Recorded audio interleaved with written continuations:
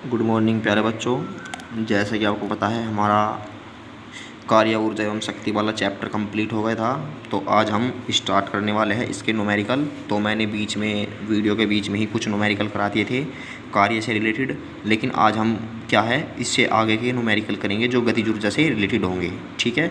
और page number सभी प्यारे बच्चे जो तुम्हारी बुक है ये पेज नंबर 335 पर निकाल ले।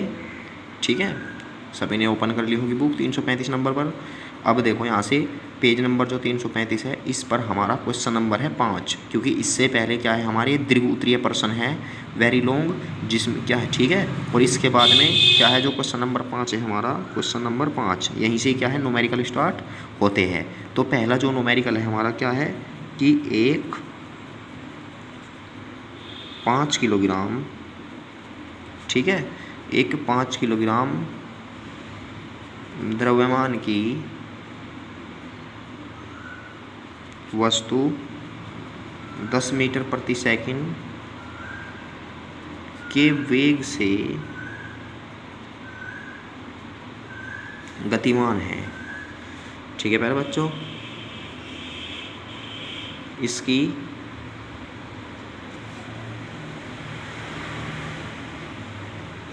गतिज ऊर्जा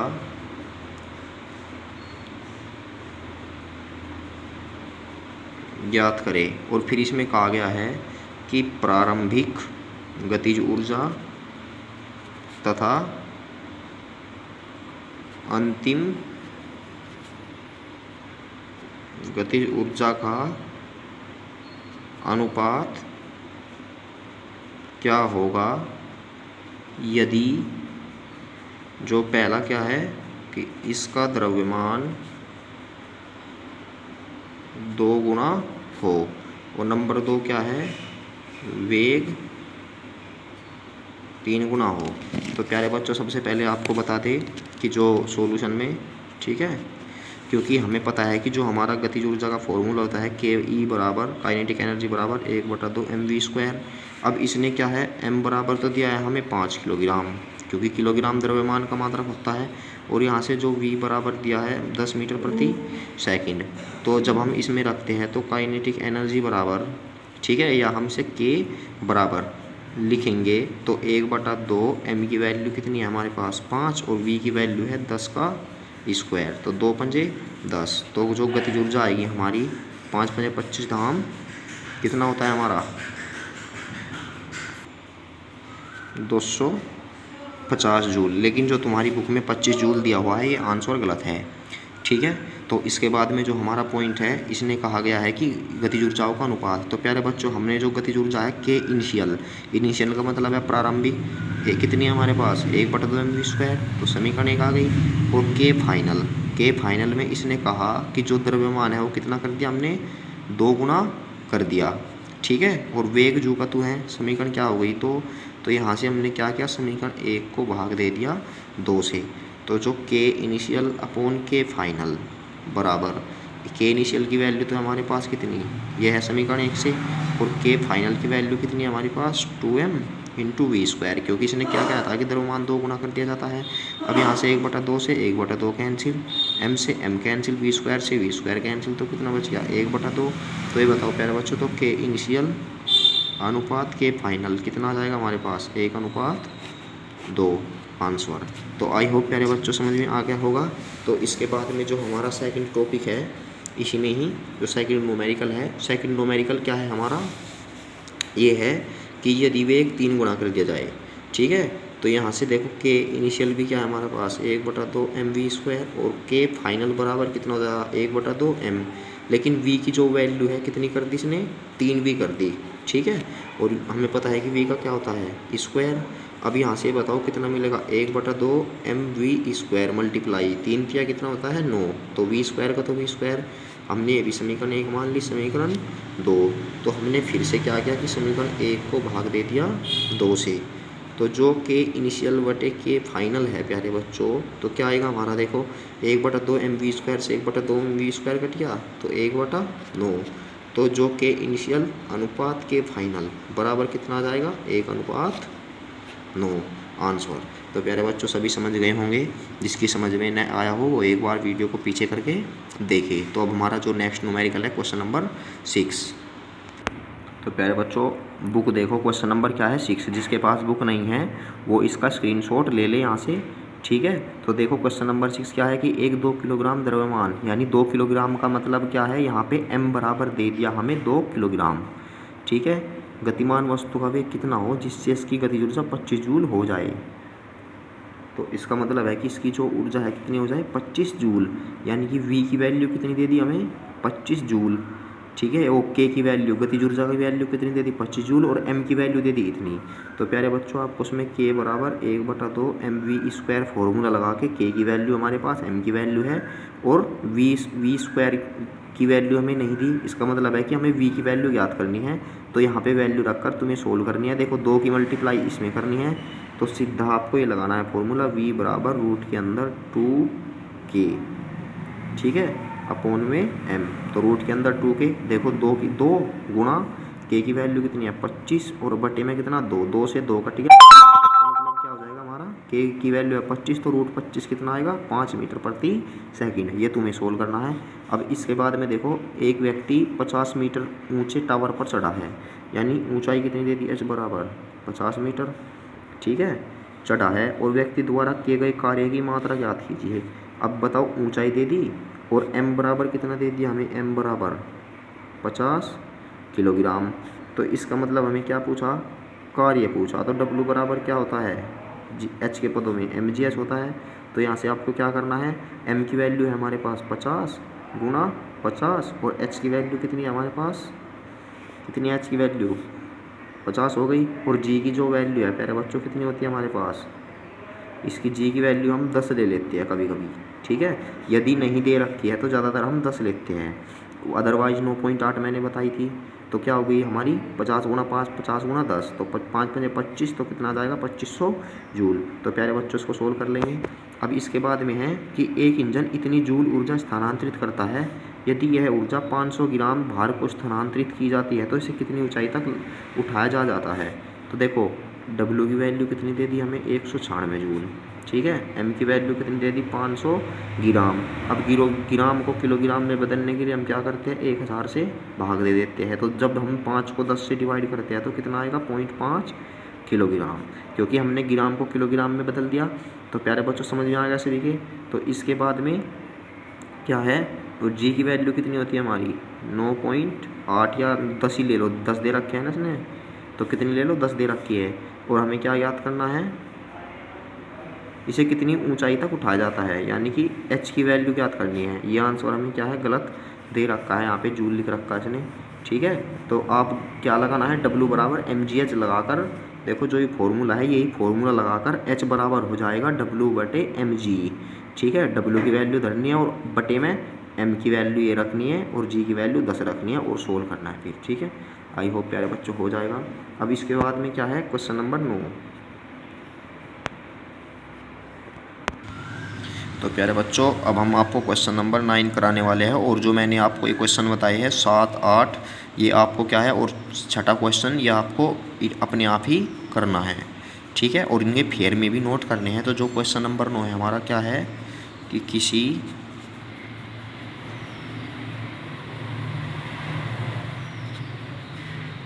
वस्तु के वेग में क्या परिवर्तन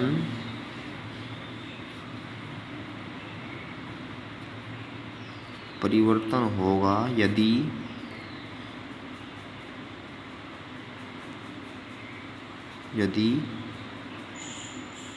वस्तु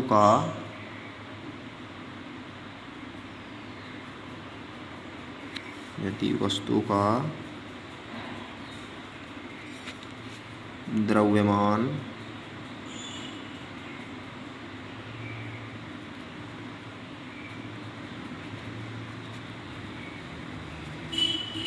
गतिज ऊर्जा को अपवर्तित रखने के लिए, ठीक है, 4 गुना बढ़ जाए। देखो जिसकी राइटिंग समझ में नहीं आती हो वो मैंने अभी जो बुक की कहना अभी लगाई थी मैंने, इसमें बुक वीडियो में ही उसका स्क्रीनशॉट ले ले और वहाँ से नोट कर ले, ठीक है।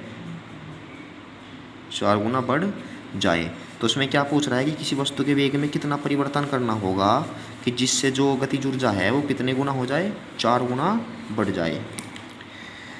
तो प्यारे बच्चों आपको बता दें हम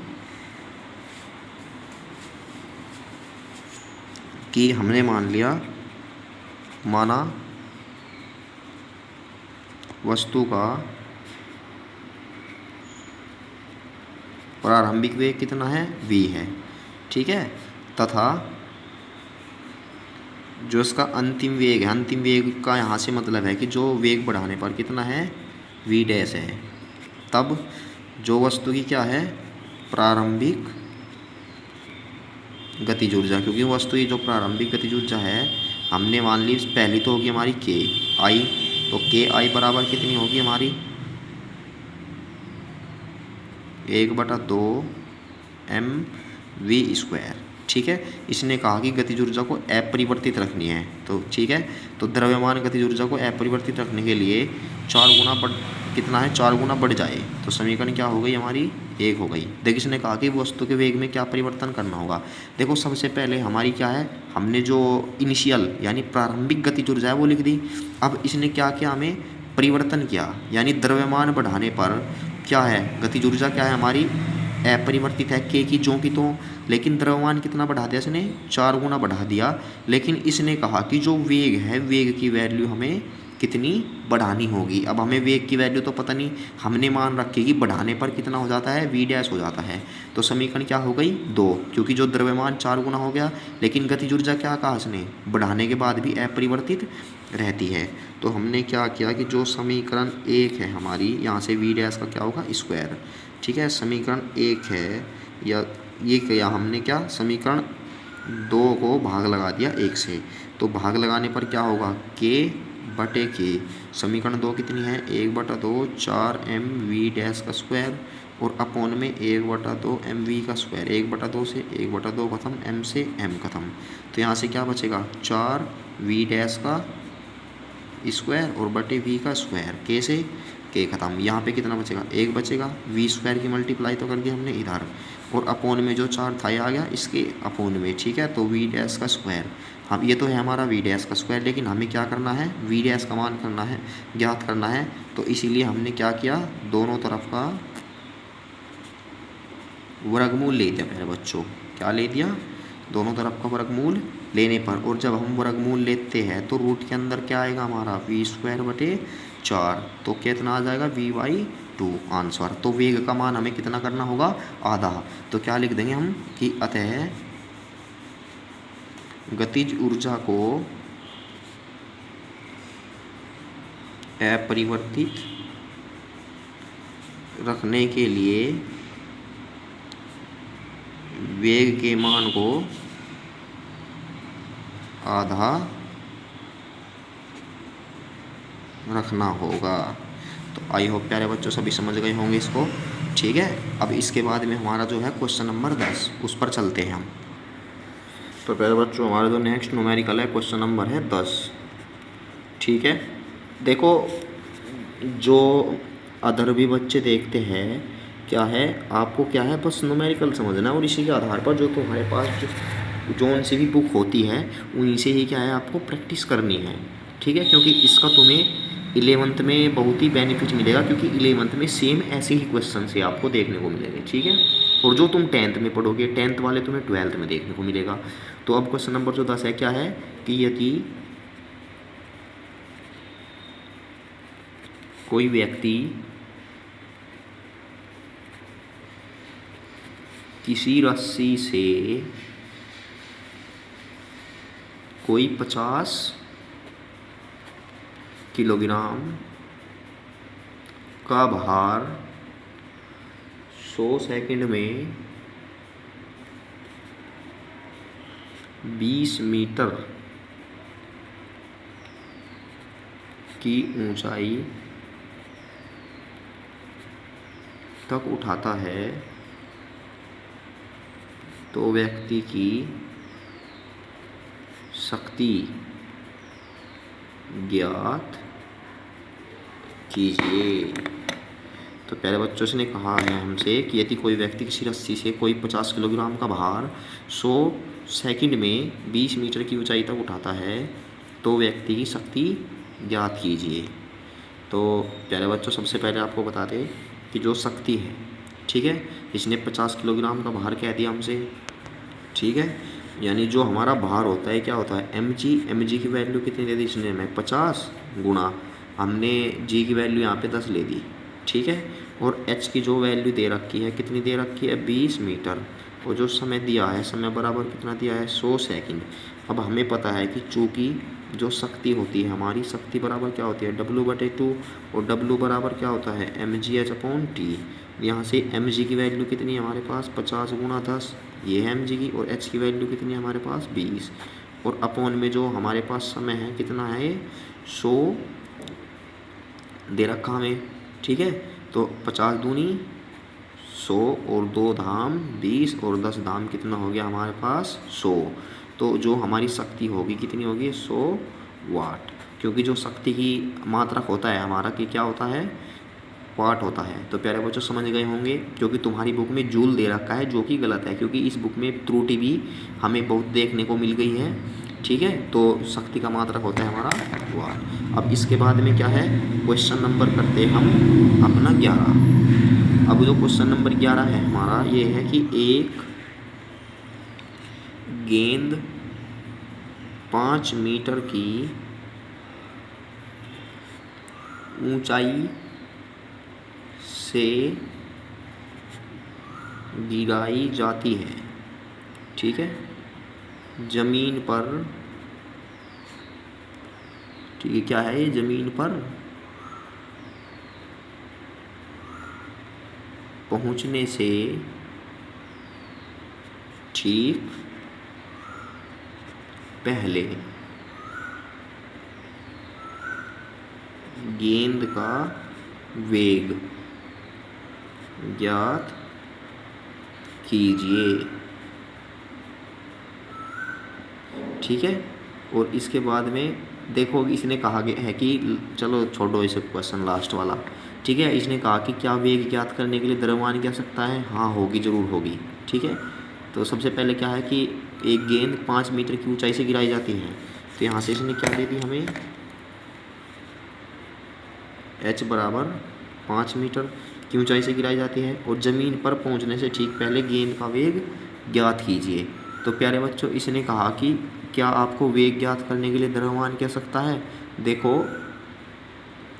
इसमें हम क्या है द्रव्यमान के बिना क्या है वेग को ज्ञात नहीं कर सकते, ठीक है, लेकिन हम इसको गति के समीकरण से भी ज्ञात कर सकते हैं। लेकिन जो हमारा अकॉर्डिंग टू क्वेश्चन, यदि हम क्वेश्चन को देखें कि ज़मीन पर पहुंचने से ठीक पहले गेंद का वेग ज्ञात कीजिए, ठीक है, तो क्या है हम इसको ज्ञात कर सकते हैं। यानी ये बताओ कोई वस्तु यहाँ से गिरी तो उसका प्रारंभिक वेग क्या होगा 0, और हमसे v की वैल्यू पूछी है और g की वैल्यू दी नहीं है, तो क्या लेंगे हम 10 मीटर प्रति सेकेंड स्क्वायर। तो यहाँ से जो g होगा g क्या होगा मीटर प्रति सेकेंड स्क्वायर, ठीक है। h की वैल्यू दे रखी है, तो क्या करते हैं हम गति के तीसरे समीकरण से, एक समीकरण क्या होता है v² बराबर u² प्लस के 2gh, यही तो होता है। अब यहाँ से v के मान हमें ज्ञात करना है, इसकी वैल्यू है 0, तो 2 गुणा 10 गुणा कितना है h की वैल्यू 5, तो यहाँ से v बराबर रूट के अंदर ये तो 0 होगा, तो 5 दूनी 10 गुणा 10, तो 10 में से 10 रूट में से कहना क्या हो जाएगा 1 बाहर निकल जाएगा, तो 10 मीटर प्रति सेकेंड। तो देखो यहाँ पे क्या है हमें अकॉर्डिंग टू क्वेश्चन क्या है कि वेग ज्ञात करने के लिए द्रव्यमान की आवश्यकता नहीं होगी, ठीक है। और यदि हम गतिज ऊर्जा का फॉर्मूला लगाते तो उसके अनुसार मैं आपको बता रहा था कि द्रव्यमान की आवश्यकता होगी। अब इसने गतिज ऊर्जा तो दी नहीं, तो इसलिए क्या है यहाँ पे द्रव्यमान की आवश्यकता नहीं होगी, क्योंकि ऊंचाई दे दी, तो वेग हमारा ज्ञात हो गया। अब इसके बाद में क्या है क्वेश्चन नंबर है प्यारे बच्चों 12।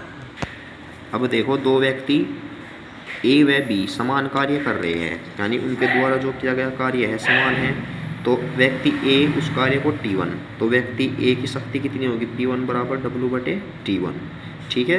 और फिर कह रहा है कि व्यक्ति बी द्वारा T2 सेकंड में करता है, तो उनके द्वारा शक्तियों का अनुपात पूछ रहा हमसे। अब ये बताओ, अनुपात पूछ रहा P1/P2 का। अब कार्य तो समान है लेकिन उनका जो समय अलग अलग है। W से W कैंसिल, T2 पहुंच गया ऊपर, क्योंकि बाहर वालों की मल्टीप्लाई और अंदर वालों की मल्टीप्लाई, तो T2/T1। तो अनुपात कितना आ जाएगा हमारा, T2/T1। आई होप प्यारे बच्चों सभी समझ गए होंगे, क्योंकि इसने कहा था कि कार्य समान है, तो कार्य से कार्य कट गया और शक्ति बराबर होता है कार्य/समय। ठीक है, तो आपको ये न्यूमेरिकल करने हैं। देखो मैंने आपको क्या क्या दिया है होमवर्क में, एक तो आपको छठा क्वेश्चन करना है, और एक 7वां करना है, और एक 8वां करना है, और एक 12वां क्वेश्चन मैंने बता ही दिया है। और ये जो बीच के क्वेश्चन है देखो, ये मैंने बता ही दिए हैं, आपको सिर्फ कैलकुलेशन ही करनी है। आई होप प्यारे बच्चों आपकी समझ में आ गया होगा। ठीक है, और जाने से पहले आपको एक बात ही कहूँगा कि जो भी आपको वर्क कराया जाए वो अपनी फेयर में नोट किए कर ले, क्योंकि मैंने जब आपको मंडे का टाइम है, आपको क्या है, फिजिक्स का होमवर्क चेक करने का है, और उसमें सिर्फ चार बच्चों ने ही अपनी जो PDF फाइल है वो सेंड की थी वर्क की। ठीक है, और एक बात तो प्यारे बच्चों, यदि PDF फाइल न बनानी आती हो तुम पर, तो क्या है, तुम पिक खींच कर ही डाल सकते हो ग्रुप में। ठीक है, वो मैं अपने आप देख लूँगा। यदि कोई टीचर कुछ कहता है तो आप पिक ही सेंड कर सकते हो, मैं उसी से ही चेक कर दूँगा। ठीक है, तो मिलते हैं हम अपनी नेक्स्ट